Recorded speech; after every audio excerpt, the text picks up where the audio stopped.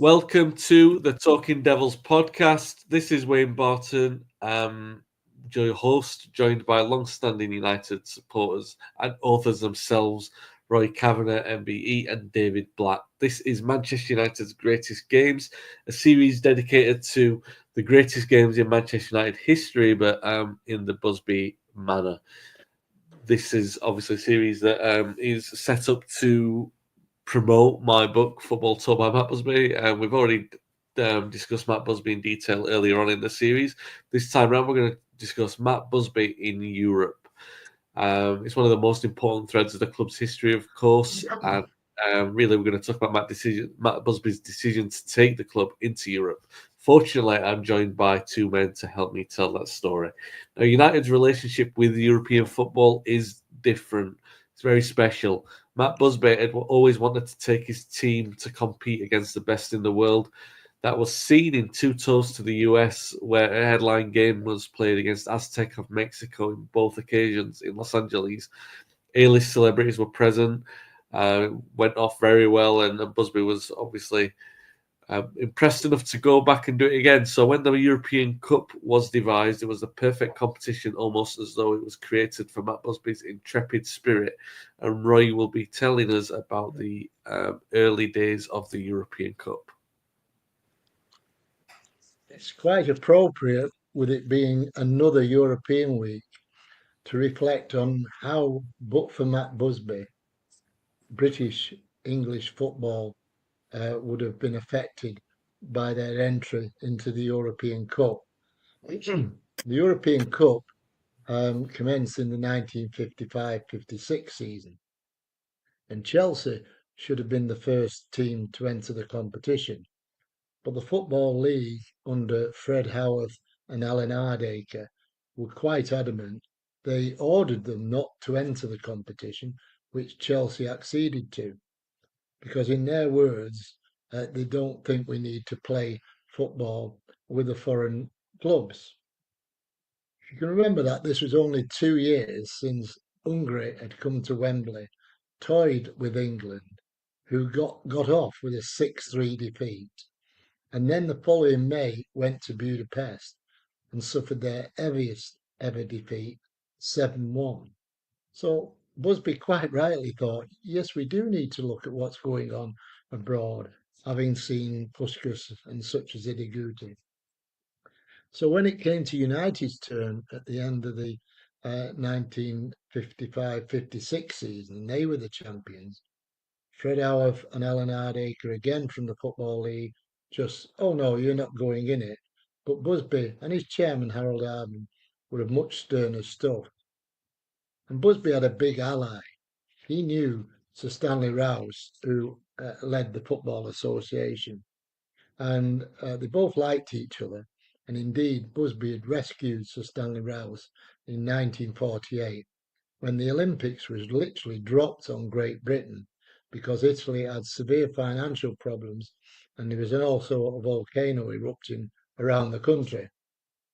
So Great Britain took on the 1948 Olympics, and Sir Stanley Rouse immediately rang Matt Busby and asked him would he manage the Great Britain side in the 1948 Olympics. So they had that great rapport.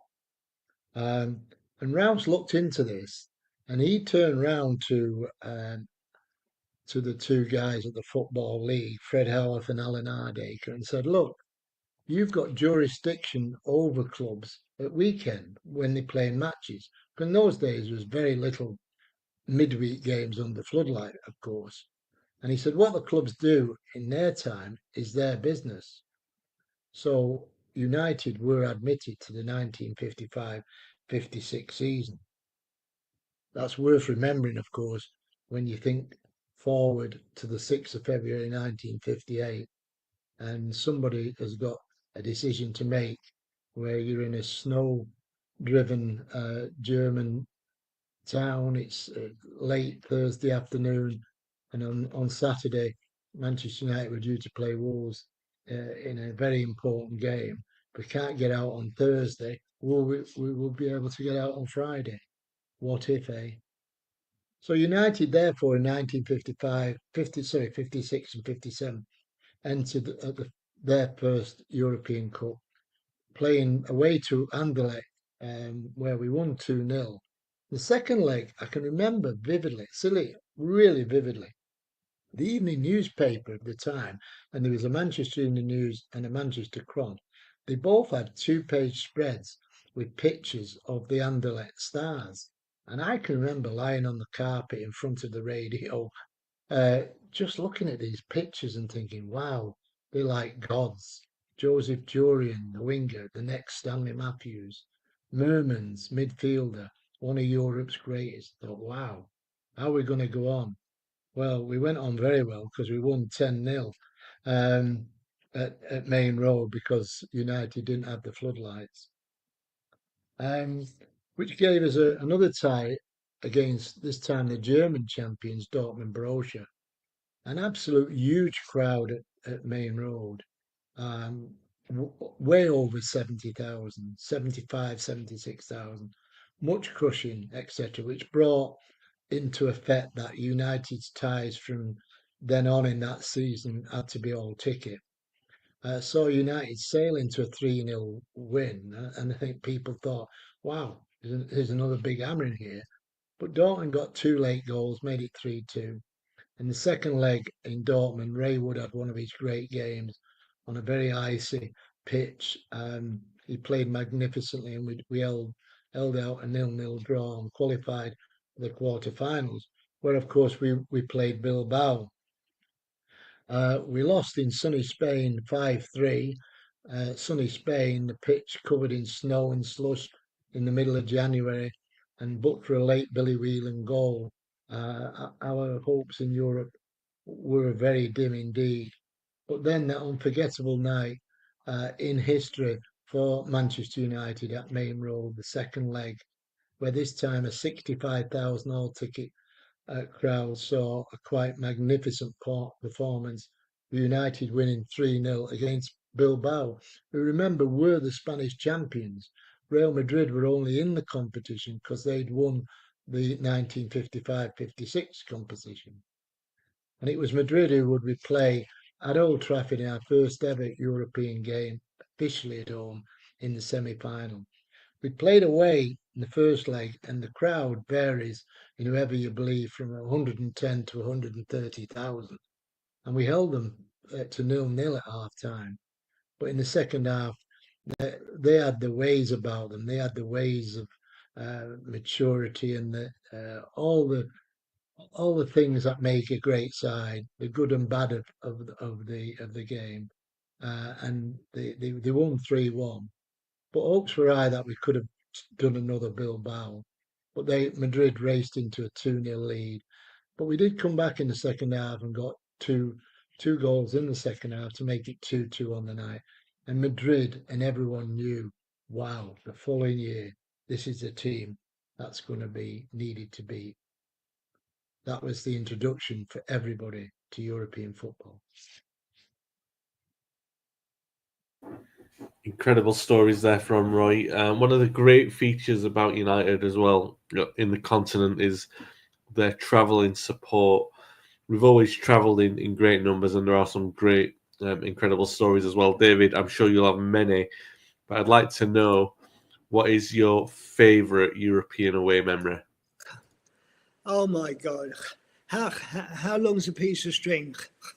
I got so many, I can't put it down. Like, all right, my first one was Amsterdam away against Ajax, because I was in, I think it was 1969 semi-final at home to Inter AC Milan European Cup.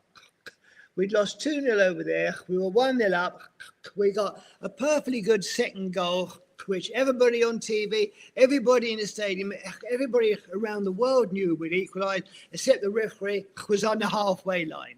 Yes, I'm still upset, and it's a million years ago. So, went to Amsterdam. That was great.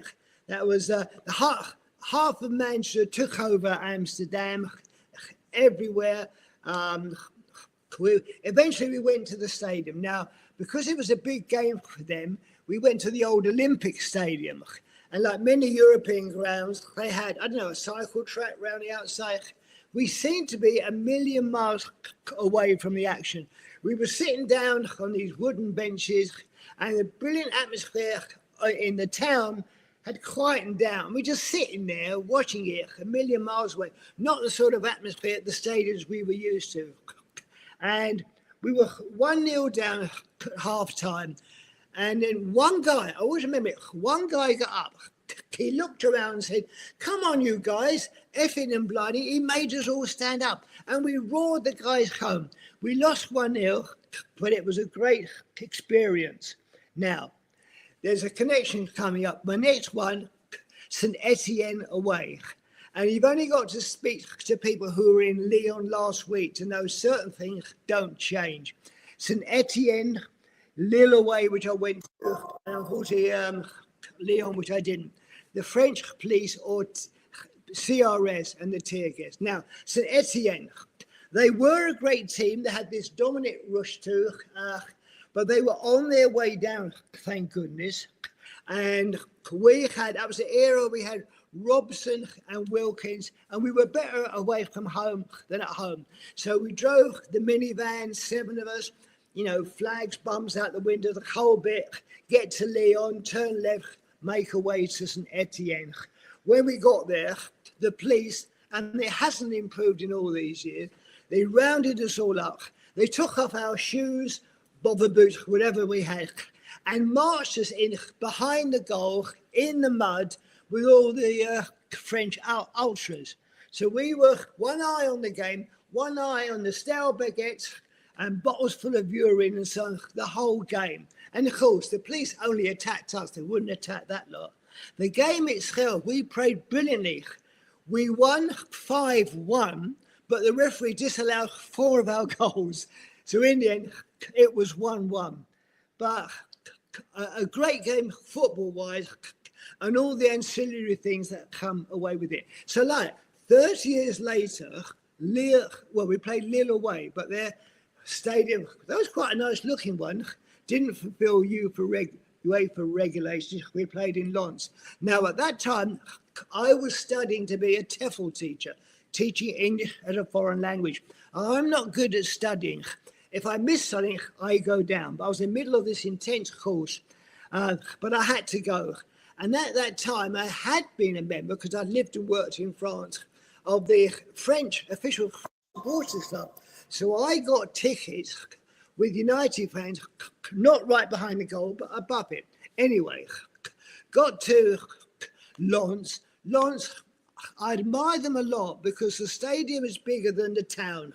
Respect. But as a town, it was dead. So we all go to Lille in the pub, sing songs, whatever. A few of their ultras came. The police took them away. Then we got the train back to Lens, but it wouldn't go. It was stuck there, and we're all thinking, what's going on? I get off the train, and there's this beautiful woman from the British Embassy. And because I speak a little French, I was getting on famously. She was giving me all these excuses.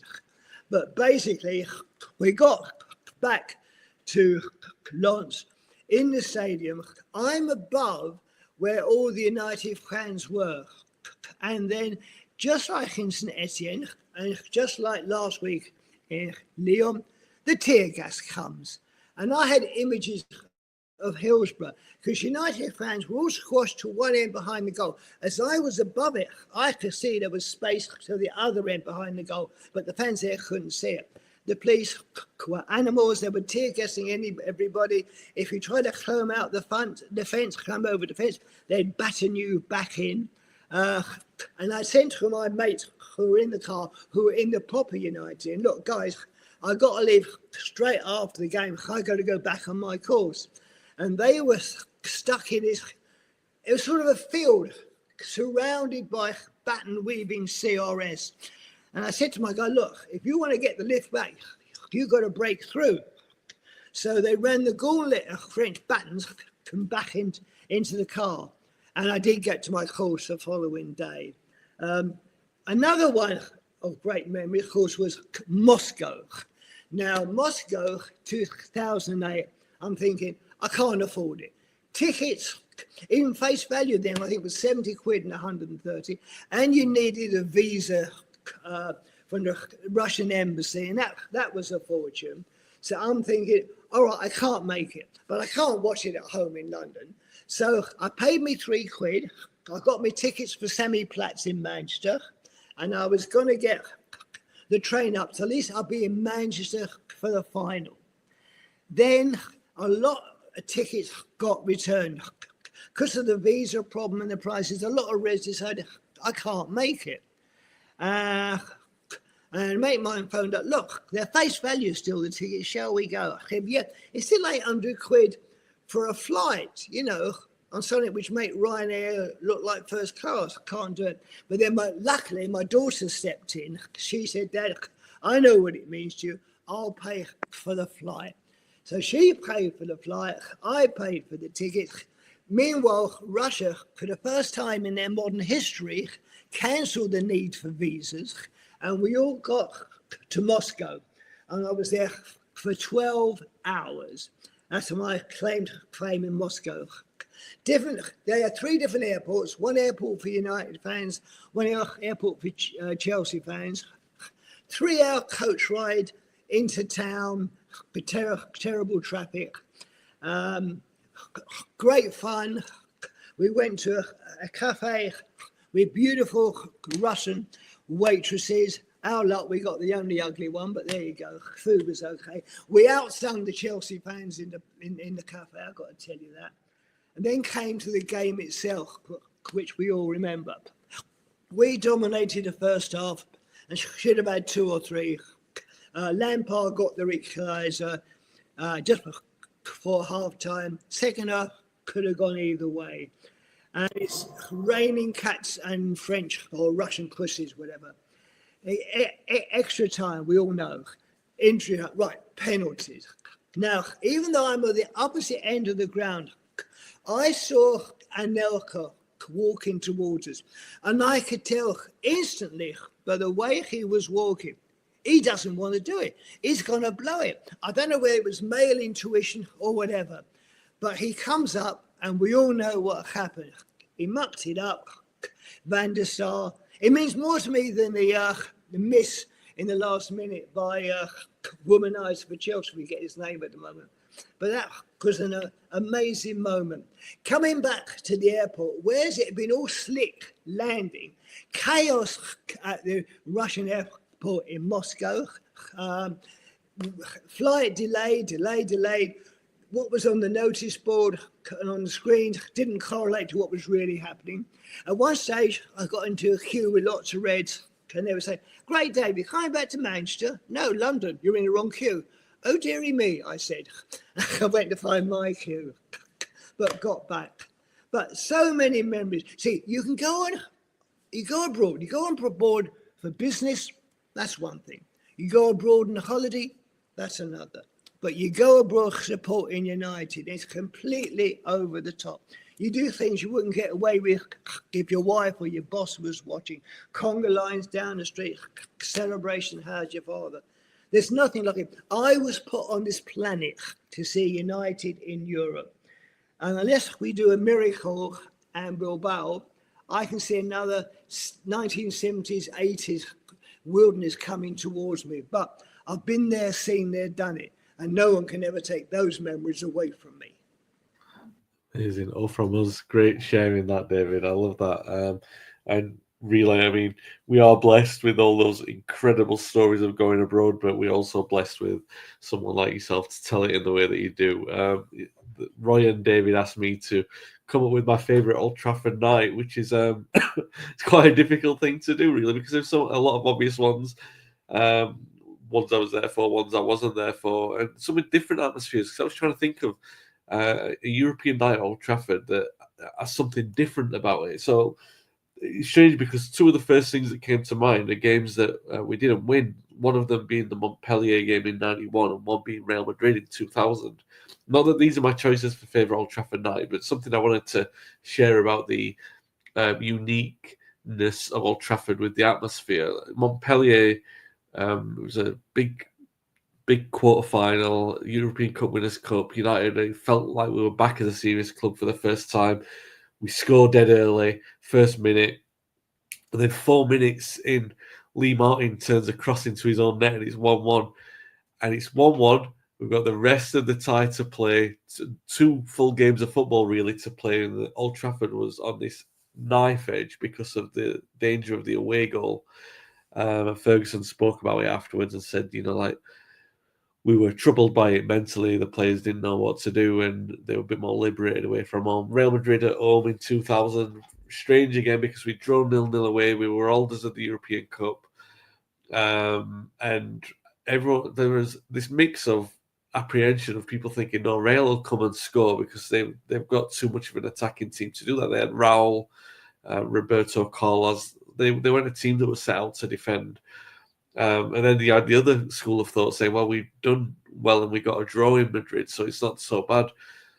But there's less about the game itself because the game, once it kicked off, the atmosphere was incredible. But the atmosphere beforehand, it just felt hard.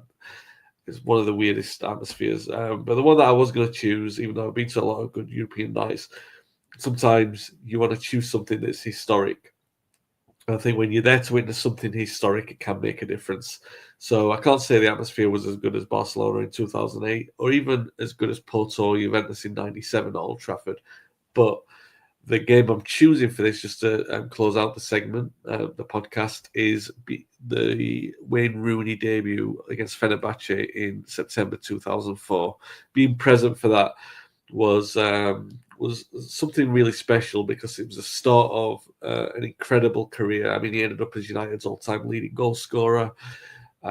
Everyone was waiting for the debut of United's record-signing teenager at the time. He'd played to be fair, he'd been a great player for Everton, but not great in the way that, greatness was certain. It was the Euro 2004 where he'd sort of ripped it up and looked like a star in the making. I mean, in Everton's side, all right, it was a poor Everton team, but he'd scored something like 10 goals over 2 years. He'd given us a fright when he'd come on at Old Trafford, but I think Euro 2004 was the first time you saw him and thought, there's potential greatness in this player. So the fact that he was injured for the first month or so of the season, there's all that sort of like waiting to see him make his debut, and then he was named in the starting lineup like an hour before kickoff. There was a talk that he'd be on the bench, but he started. And the first goal, I remember it well. He let the ball run across him. He scored from just outside the box. The second goal, Van Nistelrooy, I think it was, who played him through, and he scored this outrageous goal with his left foot. And Old Trafford was absolutely bouncing. And then when early in the second half we get a free kick, it was obvious he was going to take it. It was obvious he was going to score it. And, you've seen a player score a hat-trick on his debut in European football. He was an 18-year-old and he played with the confidence of someone 10 years older than him. And Wayne Rooney did many great things in a United shirt, many things. I mean, I can still, if I close my eyes, I can still see the vision of his overhead kick against Manchester City in front of me because I was in case stand for that. And it was just an incredible moment. And he did some incredible, like the fans who were there at Stoke when he broke the goal scoring record, a moment in history that, there were a few who would have been alive to see Sir Bobby Charlton surpass the record before from Jack Rowley. But I mean, in terms of who's been alive to see broken records like that, those in the flesh at Stoke, as Dave said on a previous podcast, those 3 words, I was there, they were able to see it. But I was there that night when he scored the hat-trick against Fenerbahce. I was there with my brother, actually. I bought him a ticket as a birthday present. And that night we walked up the Warwick Road back to the tram stop.